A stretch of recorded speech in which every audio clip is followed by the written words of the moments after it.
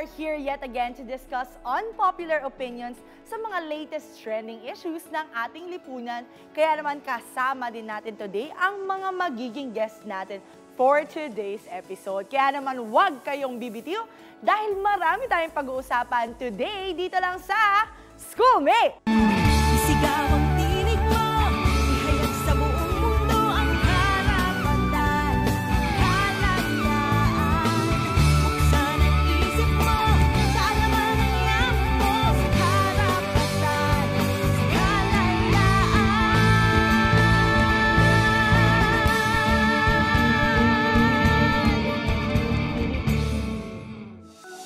Schoolmates, mula nang mag-umpisang uminit ang panahon, and I know na aware kayo sa mga naglalabasang post sa social media na mas nagpainit ng discussion din sa social media ngayon, which is generational awareness, generational differences. So, kitang-kita natin na dati kahit mainit, may CAT, ngayon pag mainit, wala na daw pasok.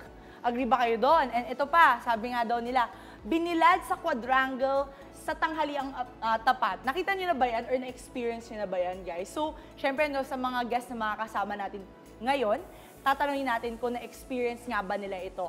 At maraming mga pino-point out nga daw sa mga post na ito, which is yung nabanggit ko kanina, ang generational awareness o pagkakaiba ng mga naranasan ng mga kabataan noon kumpara sa mga nararanasan ng kabataan ngayon. Kaya naman para sa episode na ito, ating pag-uusapan ang generational changes at awareness sa pagtanggap sa mga ito. At syempre, dahil kanina ko pa binabanggit na meron tayong guest at may invisible akong taong kausap kanina, hindi makukumpleto ang ating diskusyon kung wala tayong mga special guests na relate sa topic na pag-uusapan natin ngayon. At kasama ko nga si Armani Exchange. Ayan. Hi! Ayan, welcome to the episode. At siya ang nagre-represent ng ating batang 80s to 90s. At syempre, ang ating Gen Z, ang fresh na fresh from the Garden of Eve. Wow, Adam, ayan. So, welcome guys to the show. So, syempre, kanina, ano nga ba yung theme ng inyong theme wear today? Bilang mainit, blue na blue kayo? Hindi ko nga alam, parang nag-usap ba tayo? Telepathy na lang po Oo, talaga to. ganun daw talaga. Bilang pantropiko, ang Yes, init. pantropiko po ang Ayan. So, syempre, no, I'm just trying to break the ice kahit sobrang init mo talaga ng panahon ngayon, no? Pag-aangin natin yung usapan kasi, again, ang nabanggit ko kanina, it's generational changes and generational awareness. Meron muna akong set of questions. So, agad-agad, no? Tatanungin ko agad kayo, no? Comparison between the generations. Yung mga batang 80s to 90s versus yung mga Gen Z and Alpha Gen. Pag-uusapan natin, ano sa tingin nyo yung generation who did it better? So, I'm gonna talk about some topics or some cultures na you may or may not have experienced, and then you're gonna tell us what you think was applicable or who do you think did it better. So first, Jurassic parenting or yung tinatawag nga daw natin na tiger parenting versus gentle parenting. Sino sa tingin nyo yung generation na pinaka-applicable dito and who do you think did it better? Adam, siguro ikaw muna unahin natin. For me po kasi, nabutan ko pa rin naman po yung somehow residue nung tiger parenting. Pero I believe kasi na gentle parenting po yung applicable sa generation namin. Kasi ang dami na pong pamamalo. Yung iba, nag-exceed po yung palo sa gulpe, ganun. So, I don't believe na ganun ang tamang parenting para sa pagdidisiplina ng isang bata. Right. So, Armani. Yes, Armani, what do you think about the Actually, difference? may point si Adam sa bagay na yon, no? Pero sa time namin, yung Jurassic parenting, pangit pakinggan, pero maraming naibigay na maganda. If you're going to look yung generation namin before, siguro yung iba yung mga generation ko ay nag-agree. Most of us are professionals.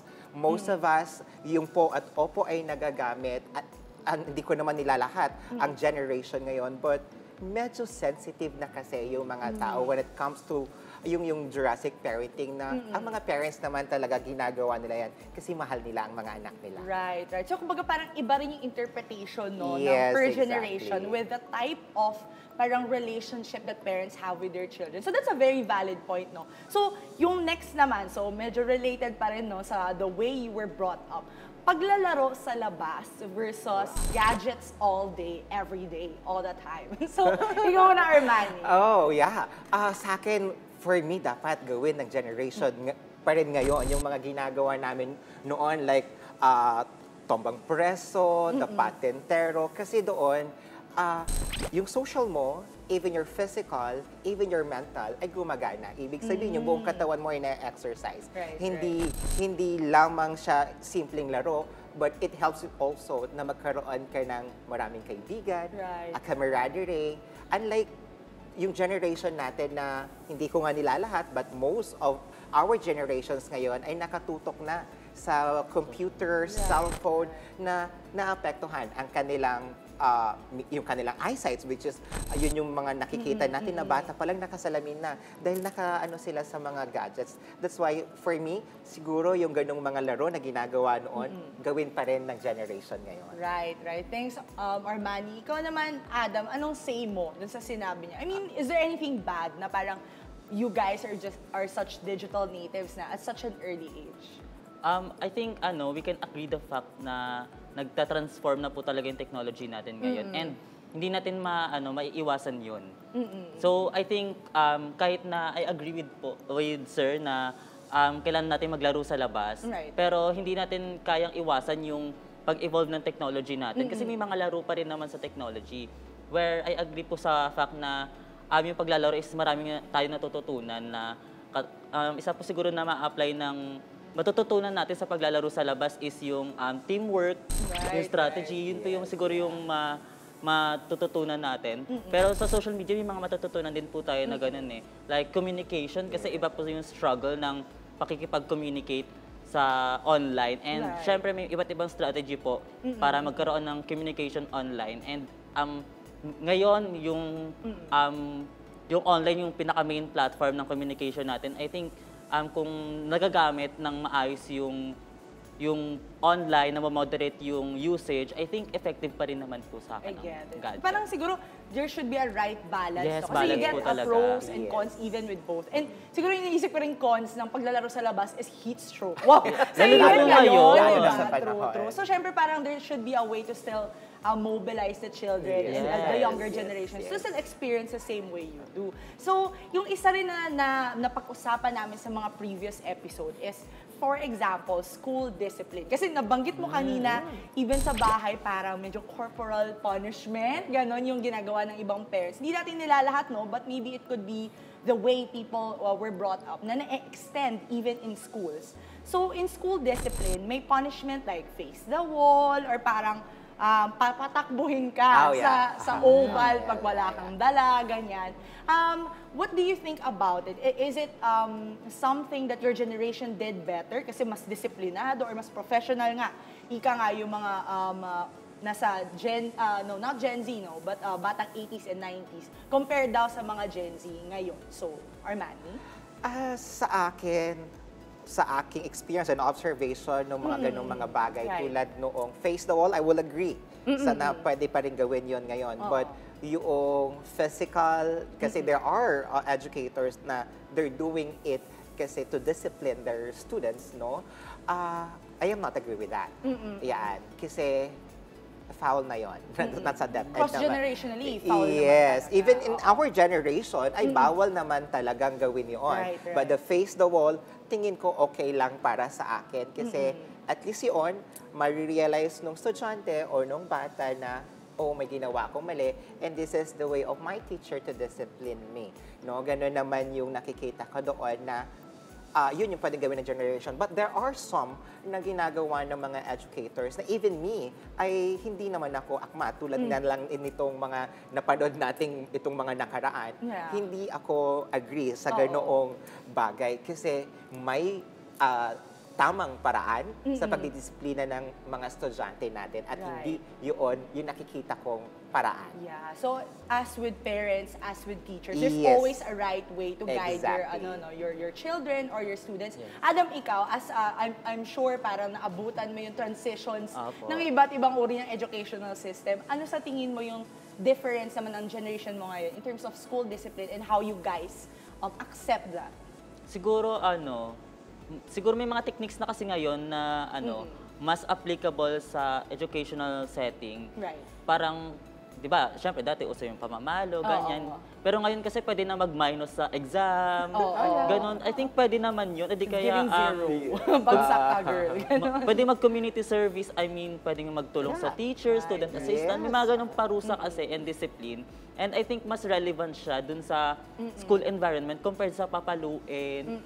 Mas nade-discourage kasi yung mga bata na mag-aral kung may ganong takot or threat sa pag-aaral nila. Correct. Although gets ko naman yung point ng pagdidiscipline. At the end of the day, gusto nilang matuto at dapat natututo sila sa school, hindi matakot. Correct. Parang natututo ka the right way. And syempre, dapat relevant sa ano yung parang pinaparusa sa'yo, Yes, di ba? I yes, mean, like, how do you learn na para mali yung ginagawa mo kung the way that you're being taught is also the wrong way of how you're Yes, supposed to be yes, taught, yes di ba? po. So, napag-usapan natin kanina the social media, the rise of different technology. Ito na talaga, guys, offline versus online learning. Ano sa tingin nyo ang naging pinaka-epektibo in your generation and who did it better? So, Arman. This is the observation ng online. No? Siguro, ang kagandahan kasi ng physical or papasok ka ng eskwelahan, meron kang teacher sa harapan na kayo nakaupo, yung interaction mo with your classmates ay nandoon. Even your interaction with your teachers. Correct. Yung learning noon ay nakapaloob lang doon sa apat na sulok ng classroom ninyo. Unlike if you're doing online, may mga possibilities. This is just an observation ng mga ilan sa mga estudyanteng nakikita ko. Marami kasi silang nadi-divide yung attention nila. Instead na nakafocus sila doon sa teacher nila, yan, maraming distractions. Kasi minsan hindi naka-off ang kanilang sound, which is may ingay. At the same time, pwedeng kagigising lang ng bata. May mga advantages and disadvantage of both. No? Right. But kung ako tatanungin, I still prefer yung physical.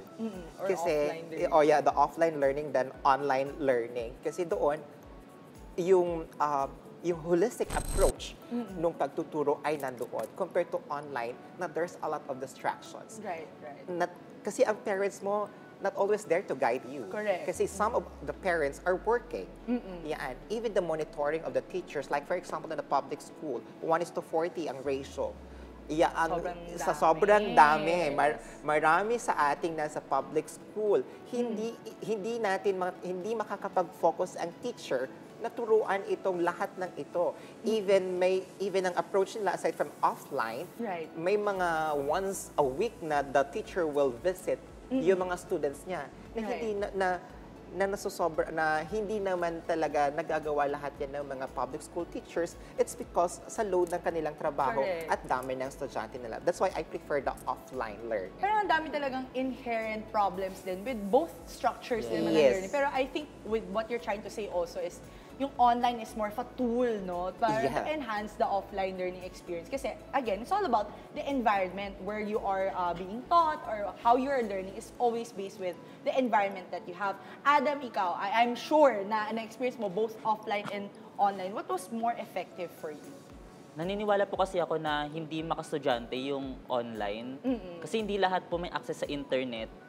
Hindi lahat nasa tamang household. Hindi lahat parang napaprovide nung bahay nila yung tamang school environment na may internet, the right tools. may study table. Correct. Wala ganun lahat. So, hindi siya nakakatulong sa effective na pagtuturo or pagkatuto. Sa offline naman, lalo na ngayon na mainit, kailangan wala tayong choice kundi mag-transition back to online. Correct. And siguro may mga subjects kasi na affected doon, yung mga labs, yung mga sa mga nursing or sa mga medicine na courses, meron din namang mga sa pagtuturo sa mga edu kailangan nila magturo pa din.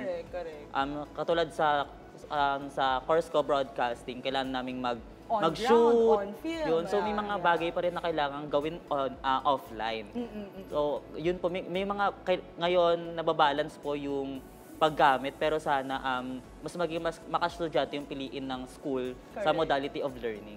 So in terms of the modality of learning, it's really finding the right balance of the tools, the environment, and syempre the structure of Yes. the learning itself, Yes. no? So thanks so much, guys. So next naman, pull up tayo a bit, hindi naman tayo puro classroom, no? Yung kids programs, yan, syempre mga kabataan 90s and 80s, 90s, and Gen Zs, iba-iba ang napanood natin. Yung educational value ng pinapalabas, what do you guys think about it? Which generation did it better in terms of producing kids programs? Armani? Alam mo, lagi ko na ikukwento yan sa new generation. Naalala ko pa, I don't know kung naalala ng mga nanonood din sa atin, yung mga Senescuela, Yeah. The Matinik, Hiraya Batibot. Manawari, The Batibot. For me, mas nakikita ko na mas maganda yung mga educational shows before compare ngayon. Kasi ang nakikita ko na wala na ako nakikitang like, ano ba? Actually, hindi ko na alam. Wala na ako nakikita, to be honest, no? Siguro sa mga nanonood, share nyo sa akin, hindi ko kasi, wala na ako naiisip, maliban doon. Kasi sa Matinik, tinuturuan tayo when it comes to mathematics. Yung apple. Yeah, tinuturuan tayo when it comes to the English subject. Hiraya Manawari when it comes to values. Mas maganda tingin ko yung mga educational shows before compare ngayon. Parang in terms of creativity din, no? Yes, And the yung human producing. interaction talaga during Yes, the show yes. mismo. Adam, ikaw, may maniname ka bang tatapatan yung sinabi ni Armani? Actually, naiingit nga po ako kasi nakapag-name siya ng Oo. at least 5. Kasi ako, Naisip parang, ko Coco Melon. parang ang mabibigay ko lang po kasi yung parang re-watching na lang ng mga Oo, no, binabalik na lang. Oo, yun na lang. Parang walang bago po bukod sa Art Angel, mga ganun. Pero syempre, Which is naabutan ko yeah, din. yeah, pero, Art Angel. pero parang wala na po siya ngayon on mainstream TV. Yes, gets ko yun sa More mainstream. likely online siya. And katulad po na nabanggit ko kanina, hindi po lahat may access online. Oo. Hindi po lahat may gadget, hindi lahat may laptop. Yung TV, kahit paano pwede ka makanood sa kapitbahay. Yes. So yun, I think Tatanaw-tanaw ka pa sa window, window, di ba? with Parang, Ana, uy, pasilip yeah. naman. doon po no? nagkakaproblema sa Right, pagkakaroon ng kids program ngayon na parang hindi siya naging accessible sa mga bata. Right. And siguro the type of messaging as well and the way we produce the shows nowadays, it's more on the animation, Yes. how attention sucking the Yes. show is, no, how colorful it would be. Iba na rin yung metrics, no, what Yes. really makes it a good kids program. And siguro guys, no, medyo i-halt ko muna yung conversation natin. Napasarap yung Yes, conversation tama. natin at sana nakarelate din yung mga schoolmates natin. Other than those scenarios na nabanggit ko kanina, ano yung masasabi nyo sa pagiging outspoken naman ngayon ng mga kabataan? Parang sabi nga daw nila, mas vocal, mas maingay, mas marami daw ebas ang mga kabataan ngayon when it comes to their needs and wants and very much self-aware nga daw, ika nga, ang mga kabataan ngayon. Armani, ano yung observation mo? Or at least parang kung i-compare mo siya sa generation mo noon, how would these generations fare now? Actually, ang generation ngayon kasi, they are sensitive. For sure, may reason sila why they're sensitive. That's why very good ito kasi para malaman ko kung anong sagot, bakit they're Yes. sensitive. Mahilig silang mag-complain. Yung ating, most, I'm not saying all, but most nung nakikita ko generation, maybe nagko-complain sila because, di ba, like for example, ang mga generation kasi ngayon, ano sila, gusto nila lagi silang kasama. Like for example, sa politics, gusto nila lagi silang nakalako. Involved sila doon sa mga bagay na yon at sila nakikialam. Sa generations naman namin noon, nakikialam kami pero we are at the back. We're just doing it at the back. Yeah, and then doon lang namin hindi kami masyadong vocal, but hindi ibig sabihin na hindi vocal yung generation namin. We're not doing anything para doon sa ikagaganda ng ekonomiya. Kung yun ang nagiging issue. Ganon din naman, but ako, medyo ako sa generation ngayon. Yung pagiging sensitive and pagko-complain nila, I realize na, medyo, Tama din naman. medyo sa observation natin ngayon. Parang yun yung common. I'm sure you're not the only one who says that. Even in the social media world, they even call the generation now as snowflakes. I mean, they term that, there's a term like that. So, kung agree kayo, schoolmates na nakita nyo yun. Comment down below kung saan nyo siya nakita. But I'm sure there were a lot of videos that we're talking about that. Adam, ikaw, anong tingin mo, nabanggit ni Armani kanina na sensitive at medyo maraming complaints. Would you verify that? Or is there a reason why the generation right now is like that? Siguro it shows po yung difference ng access to technology before and ngayon. Kasi ngayon, easy na po yung in 1 second, masasearch mo na bakit ganito nangyayari.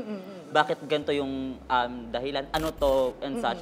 Madali lang siyang i-search ngayon. And before, di ba parang nahihirapan tayong mag-access parang libro or chismis pa nga yung parang source natin. before, And gayon, sa Facebook, sa mga social media, parang kapag kakadating pala ng balita, kalat na siya agad. And siguro yun yung beauty ng generation ngayon kasi nga ang bilis na ma-access yung ganitong information. Siguro, dun siguro nagkakaroon ng maraming knowledge yung mga ang generation ngayon kasi nga mabilis lang yung pag-acquire ng knowledge ngayon. Right. Easy access. Yes. Kunyari, kailangan nilang malaman bakit nag-away yung ganito, bakit ganito yung stand ni ganito, bakit dapat mag-stand kami sa mga ganito, bakit kailangan hindi kami manahimik. May mga accessible na yung mga ganong reasons online. And ayun, parang nababasa na yung mga ganitong dahilan. May mga bagay na dapat hindi na nananahimik kasi. Kaya siguro, nagkakaroon ng mga movement yung mga kabataan ngayon. Correct. Again, siguro sa schoolmates din natin ngayon, no, we're not promoting ageism or any type of divide within generations. We're trying to make them understand bakit ganito yung or ano yung perception ng bawat generation sa isa't isa. Kasi, that's the beauty right now, na parang everyone can talk about things that they feel, that they need, that they want. So, we're providing that kind of platform. Pero syempre, puputulin muna natin ang ating usapan dito, pero mas marami pa kayong dapat abangan sa pagbabalik lamang ng Schoolmates!